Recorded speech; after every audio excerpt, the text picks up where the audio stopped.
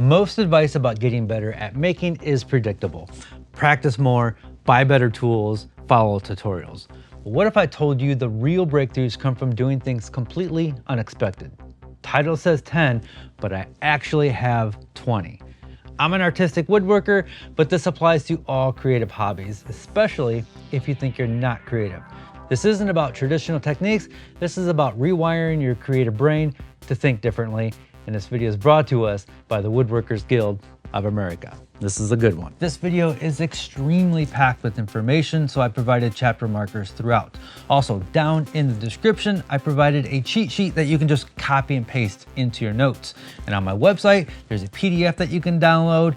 And because I believe this information is so good, I'm turning this into a poster. Number one, work within parameters, but make them absolutely absurd. Creativity thrives on limitations, so make them ridiculous. Creativity isn't about having unlimited possibilities, it's about solving problems within constraints, but we're not talking about normal constraints like budget or space. Instead, let's make them ridiculous. Imagine making something with no straight lines, or one day you can only work with non-powered tools and the next day only power tools. If you know a project is gonna take you 2 days and that first day you only work with hand tools, you're gonna design that project a little bit different. By imposing extreme limitations, you stretch your brain and end up with ideas you would not have thought of otherwise. A couple of examples. Asymmetrical, no two identical sides or matching angles. Maybe that's not your style or taste, but I bet you learned something along the way to use in future projects. Maybe you have to incorporate something from the trash into your project. Designing around an object that already exists is a creative problem. It's going to lead to creative results. Creativity is just problem solving. If limiting yourself can unlock new ideas, what if I told you the opposite is just as powerful? Not worrying about quality and just letting ideas flow, even if they're terrible. Number two, sketch an idea every day badly. Creativity is a muscle. Daily sketches train your brain to generate ideas without self-judgment. You may think sketching is about getting better at drawing, but the real benefit is getting better at thinking. The goal isn't to make a masterpiece, it's to train your brain to generate ideas without self-judgment. This is like strength training for creativity. The more you do it, the easier ideas come, even if you never build what you sketch. The act of doing it expands your ability to visualize, experiment, and iterate. The key is to not care how bad the sketches look. Perfection kills creativity. No one's gonna see these but you. Remove the pressure and the ideas will flow. If you spend 5 minutes and did one bad sketch every single day, I guarantee you some of those sketches will turn into projects. The longer you do it, the more fun it gets, because after a while, you forget what you were thinking when you were making those older sketches. And when you go back to look at it, you might see an element that you could put into your current project. This is like brainstorming with yourself. This is where the magic happens. This is why notebooks are so important. They can be digital or physical, whatever removes the friction and works best for you. I used to have a subscription to Field Notes. I love these guys, but they were piling up because I wasn't using them up fast enough. So I got a ton of these. And these are not, this is just for writing down ideas and not something that I'm going to keep forever. Usually when I fill one of these up, it's gone. On these bigger notebooks, these journals, this is where I do my daily sketching. Even if it's something I will never build and it's absolutely absurd, it's just more about getting ideas out of my head. And so I try to do a daily sketch. I could be better at this and I wanna get better at this, but I try to do a daily sketch. And these are things I'll never make. I just wanna have notebooks full of ideas that I can go back and look to down the road. So one of the things about these notebooks is I don't actually care for these elastic bands. So what I do is I cut them off and then I re-glue them on the spine so I can place my pencil in here. I also do some journaling. I need to get better at that, but I have notebooks all over the place, unorganized, but it's just a way to get things down on paper. I also have digital notebooks. I go back and forth. It's whatever is easiest at the moment. Notebooks are so important to my creative life. By the way, this video is a kickoff to a whole series of videos. Each one of these points is going to be a dedicated project video, so you can see exactly how I would implement each one of these creative hacks. This is I'm making this for me so I can get better at ideas and design and creativity. But the side effect is you get to come along for the ride and learn something for yourself. Sketching ideas every day teaches you to generate ideas without judgment. But where do these ideas come from in the first place? If you only look at the same sources for inspiration, you'll keep making the same things. So let's step away from the screen and find new ideas in the real world by looking where no one else is looking. Number 3. Collect inspiration in the real world blindly. The best ideas don't come from Pinterest or Instagram or YouTube. They come from personal experiences and overlooked details in the real world. A long time ago, I used Pinterest and Instagram and Google Images for inspiration, but that's filtering ideas through other people's algorithms and perspectives. The best ideas come from personal experience, things you see, touch, and discover yourself. If you're a woodworker, look beyond woodworking. Look at architecture, old machines, nature, everyday objects. They all have design lessons waiting to be discovered. A great exercise is just go somewhere random, a thrift store, a scrapyard, or flea market, and find something unusual that sparks a design idea.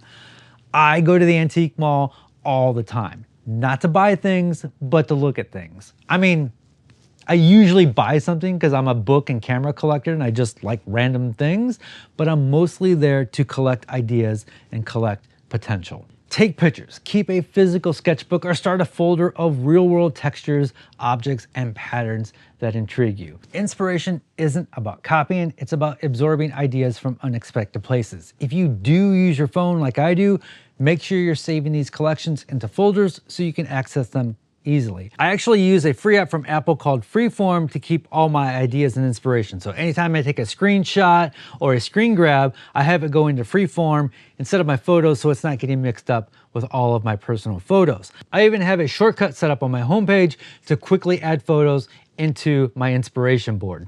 So if I click this, it opens up into the photo app. I can take a photo of an object. I hit use photo, and it goes right into Freeform. I'll hit save. So if I open up Freeform, there's my board with all my latest inspiration and the photo that I just took. This is Freeform right here. If you're an Apple user, this is on iPads and iPhones and also on the desktop. I'm sure there's something for Android users as well. And then on Apple, you can create shortcuts, and this is my shortcut right there, which instantly opens up into the photo app. I take the photo, and if I want to use that photo, it opens up Freeform, I hit save, and then there I go. So all of my recent inspiration is right here. Within Freeform, I can have different boards for different various things that I'm working on. I don't think this app gets talked about enough. A couple of examples would be find a detail in an antique object that you took a photo of and then incorporate that into something you're working on. Or go to the toy store, find the weirdest toy that you can find and figure out how to incorporate that into a woodworking project. If you have a collection of photos of textures, figure out how you can bring one of those textures into something you're working on. For my dedicated video of this, I'm thinking about going to the thrift store and finding 3 random objects and turning it into one cohesive woodworking project. That's what I'm leaning towards right now. That sounds fun and challenging, and I think would make a very good video. Finding inspiration in the real world helps you discover what works, but what happens when you deliberately break every design rule? Instead of aiming for something beautiful, what if we tried to make something purposely ugly? Number 4, make something intentionally ugly. Purposely breaking design rules forces you to analyze what actually makes something good. Everyone aims for good design, but sometimes pushing things too far teaches you what not to do. There's value in deliberately making something unbalanced, awkward, or even hideous. You see this all the time in art. What if we applied this to furniture? Of course, people have done this with furniture, and I have examples of this in my book collection, but I don't think we see enough of it, and I don't think you see enough of it from me. It's a way to break out of traditional design thinking and learn new approaches. A couple of examples, maybe start with ugly materials. What could I replace walnut or cherry or hickory with? What if I tried to make a fine piece of furniture with OSB? On paper, that sounds absolutely terrible. But now that I'm thinking about it, that might turn out to be really cool. When it comes time to make a dedicated video for this point, maybe that's what I do. So many people argue with me on this, but I don't think you're born creative. I think you learn to be creative. The more you do it, the better you get at it. It's like a muscle. When I was a kid, I didn't opt into art classes. I didn't do any creative things. And then when I was 17, I started picking up the guitar and getting into music. And so I chose to be creative. And as I've done it over time through various forms of woodworking and photography and art and whatever, music, whatever I'm doing, I've just learned to get a little bit more creative, because the more I do it, the better I get at it. Pushing design to the edge by making something intentionally ugly forces you to rethink what makes something good. But what happens when you take it one step further? When you stop making decisions altogether and let randomness guide the way. Number 5, random chance as a guide. Removing control forces you out of your comfort zone and leads to unexpected creative breakthroughs. As makers, we're used to planning everything, but sometimes too much control stifles creativity. Randomness forces you to respond creatively instead of overthinking. You're reacting to the moment. Many creative fields use randomness. Artists will splash paint, musicians will improvise, and many times here in this channel, I've made projects without a plan. Yes, some of them are great, some of them were not so great, but all of them led to learning something as well as just enjoying experimentation. Rule number 4, consider everything an experiment. My favorite rule of all time. This can be uncomfortable and may lead to you doing things that you don't want to do, but that is the point. I'm actually working on an app for this very purpose. This is my first time showing this off publicly. We're really close to being done. So I'm gonna set this up here. This is called Creative Roulette, where you can roll the dice to get some random options. Right now I have a few different categories: form and shape, external element, intention and purpose, restriction and constraint, and interaction. So I can roll the dice and it comes up with a random result. And if I like a certain result, I can lock them down and roll the dice on the other ones until I get something I like. And this table, the form and shape, it's supposed to feel incomplete. An external element, once part of a structure. So I got to find something and bring it into this table. The intention and purpose meant to be shared. So maybe this is a table for sharing dinner with family and friends. Restriction and constraint, a structure hiding its function. That's going to be a tough one. I'm going to have to think about that for a little bit. And then interaction. Ooh, yeah, that interaction does not work. So let's roll the dice on that. I can just roll the dice on a single one right here. Begs to be flipped. You know what? No interaction. I can delete this if I want to. Delete. There we go. Maybe I want to add a new category. Maybe I need to add color. So we'll call this color. If I could spell right. And then we'll add red and blue. Add. And then save. And now we have that color. So I'll tap that to roll. Table is going to be blue. I can then go in and save this project and we'll call it table. This would be a table I would never make on my own, but because I'm using this randomness, we're making something completely unique, possibly crazy, possibly awesome. This app does a lot more than just this. So I can have different, what I'm calling sets. So this one is called Creative Roulette. I have another set called Woodworking, which is a little bit more straightforward, where we have species, room, complexity, function. We can roll the dice, and we've got mahogany. The room is outdoor patio. I don't need room or outdoor patio, so let's re-roll that one. Oh, this is gonna be for the garage. Complexity easy, function, dividing space. That is absolutely perfect. I can lock those down if I want to. And I could add a category if I want to. I could remove categories if I want to. The app is going to come pre-populated with this woodworking category and the creative roulette category. But the purpose of it is for you to add your own. So we could go into manage sets and then create a completely new one. And then you could add your categories within that set and then add your results within those categories. It's meant to be random, but you still own the idea. You are still in control. You get to decide if you want to keep that randomness or roll the dice again. That's the great thing about this. The purpose is to come up with ideas you never would have otherwise. So right now, it's just on iOS. I'm working on an Android version and it's not available publicly. We're still working out the details. This is way beyond my understanding. So I got to figure out where to host JSON files and how to do app updates, and it could be a while, but this is something I'm working on. When it comes time to make the dedicated videos for each one of these points, we're going to do it completely by random, in random order. And I'm going to use the app to decide which ones to do first. This should be available soon, hopefully soon, but I just wanted to show it off because I'm really excited with how it works. I also want to mention that the inspiration from this app came from the famous producer, Brian Eno.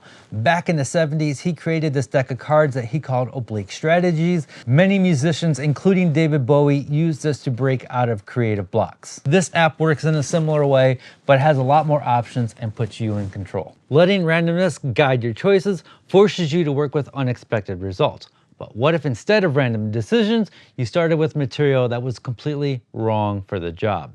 Let's see what happens when you push materials beyond what they were meant for. Number 6, start a project with the wrong material. Using the wrong material forces you to adapt, problem solve, and discover unconventional techniques. Every material has its strengths and weaknesses, but what happens when you use a material completely unsuited for the job? Working with the wrong material forces you to rethink joinery, durability, and construction methods. This is how innovation happens. New techniques often emerge from limitations. Many famous designers have experimented with unconventional materials.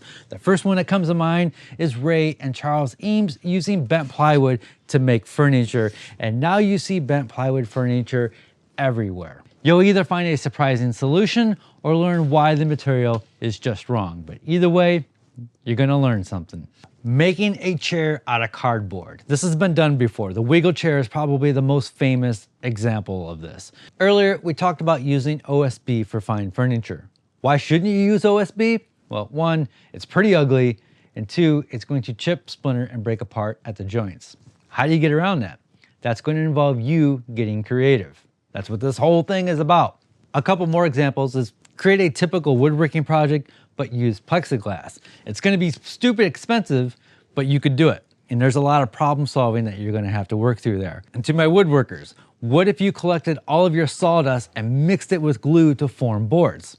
That's definitely the wrong material. Just recently, I made plant stands with foam insulation and veneered it with walnut. That's the wrong material, but I came up with a new technique and it came out absolutely awesome. And now they have a permanent home in our living room. Using the wrong material forces you to rethink how you build. But what if you went even further and started rethinking how you use the tools themselves? Let's see what happens when you stop using tools the right way and start experimenting.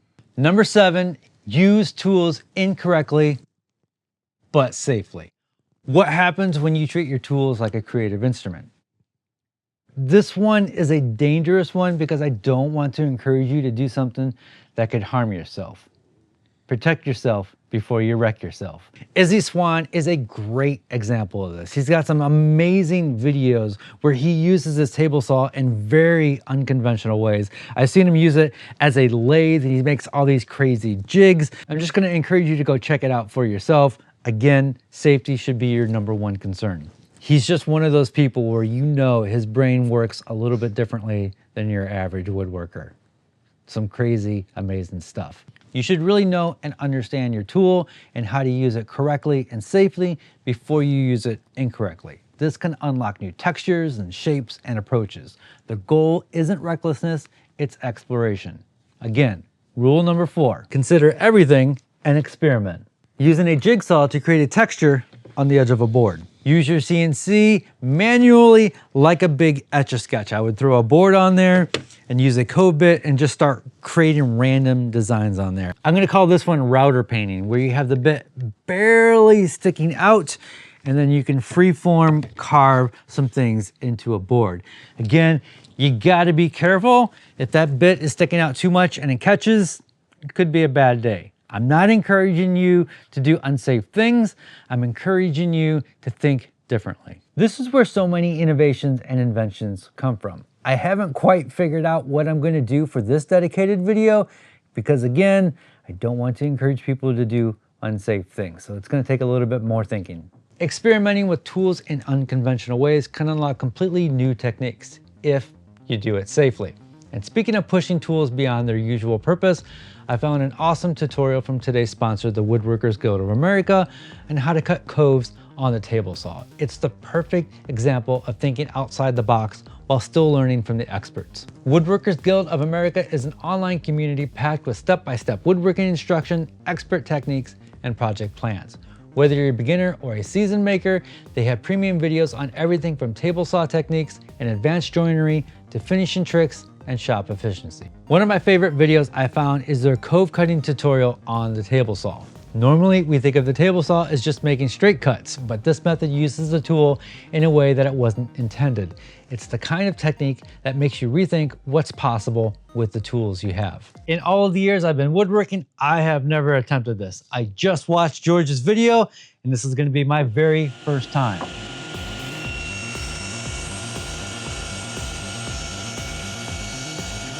The first 1,000 of you to click the link below will get a full year of the Woodworkers Guild of America premium membership for just $1.49.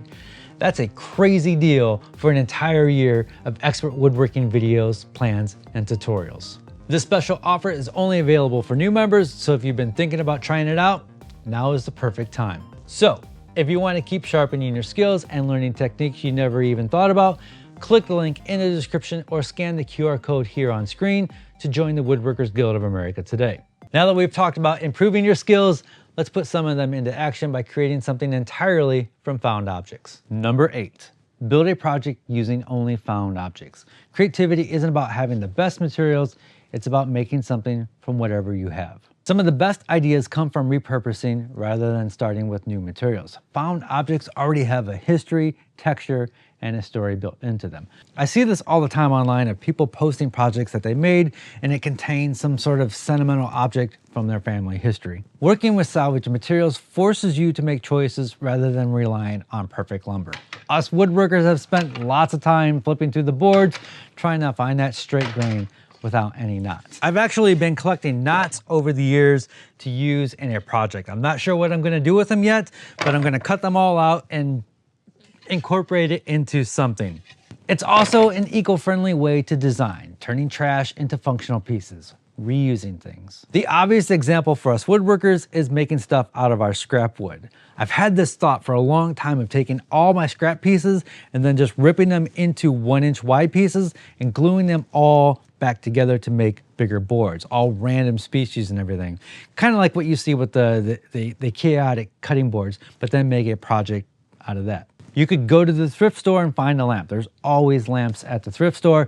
Gut it for its basic components, find a few other objects at the thrift store, and use that to build the lamp around those guts. I've seen lots of people make tables out of old doors. You could take that knockdown furniture that you got from Walmart and repurpose it into something new. I don't know what I'm going to make for my video on found objects, so I'm open to suggestions. Working with found objects forces you to adapt to what's available. Now let's push things even further by following a completely absurd rule. Number 9, give yourself a nonsense rule for the day.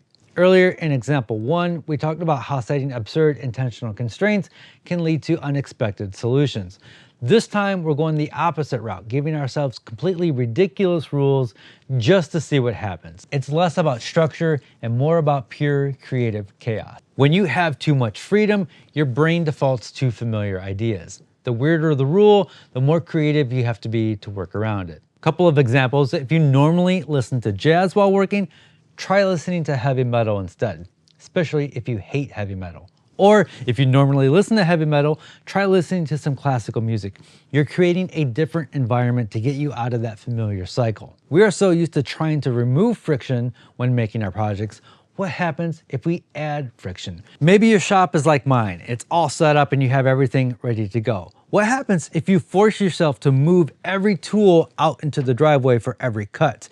You better believe that every step you take will be much more intentional because you're gonna have time to think about it while moving that heavy equipment. Force yourself to do 10 push-ups between every single cut. That's not only healthy, but it gives you more time to think about what you're about to do. Or use a different wrong joinery method for each joint. That would actually make a good video. Following a nonsense rule forces you to think in new ways, but what if you applied that same mindset to something you've already made?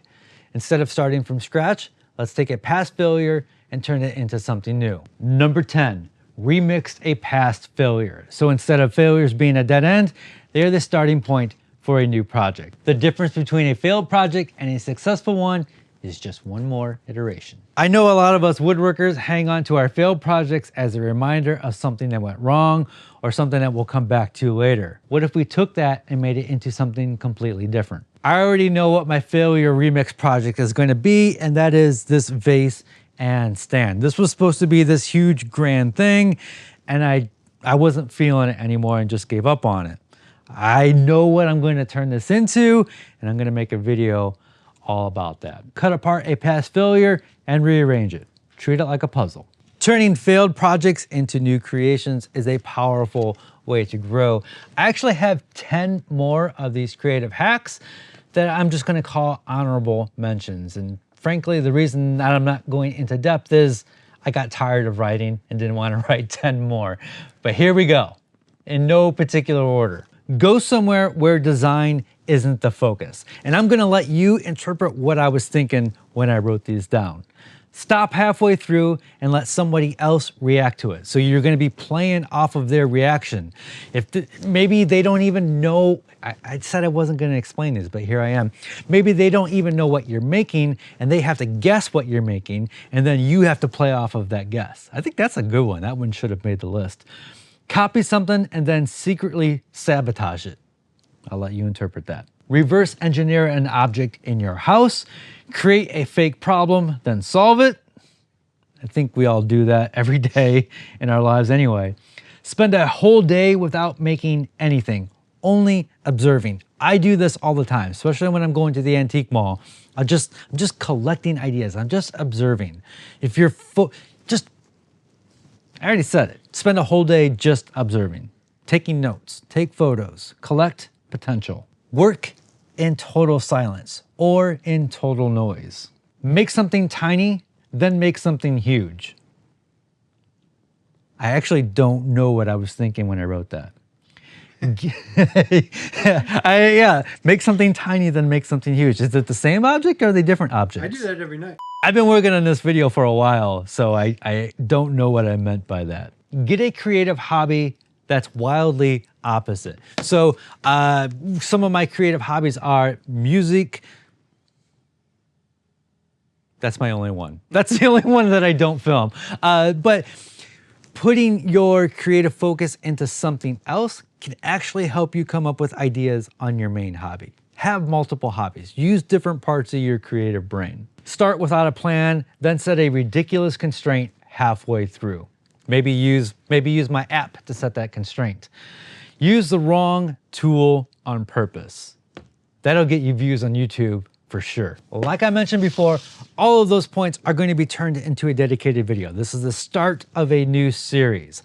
I don't know which one we're going to do first, but I do know that it is not going to be the next video. The next video is actually, and I don't know if this is going to be the next video because this one's going to take me a while, but we found this kid's toy keyboard at the Goodwill. I'm going to gut it and I'm going to make the back angled up. I'm going to redo all the facing. I have a crazy plan for this guy. So I've been working on doing some very unnecessary wiring. I'm going to add a tube preamp to it so I can push the tubes and get a little bit of fuzzy, warm distortion. I'm also going to add a whole bunch of guitar pedals to it, and it's all going to be built inside the case. So it's going to look like one continuous thing. I'm turning it from a toy into a functional musical art piece. This one's gonna take me a while because it's gonna be a little complicated. The insides are pretty simple. And it's good because of the ribbon cables in there. It's going to allow me to do that angled back. And I'm going to do some speaker grill cloth over the speakers. Maybe I'll add different bigger speakers. Maybe I won't, because there's a charm to the cheap sound that this thing makes. I'm setting really high expectations for myself. And I'm hopefully I'm not getting my hopes up too much, but I think that is going to be super cool. That one is definitely gonna take a few weeks. If you're new here, you're gonna wanna subscribe. That is going to wrap it up. I hope this video helped you out in some sort of way or gave you some crazy ideas. As always, be safe, have fun, stay passionate, and make something. I also want to thank my top Patreon members this month: Ron from Gnomeworks, Jim from Wiser Beast, Jason Ramos, and Jonathan Ransom. Patreon members get all kinds of extra bonuses like monthly coupons, access to our private Discord, and more. Why would you put a tube preamplifier in a kid's toy? Why would you? Doesn't make any sense.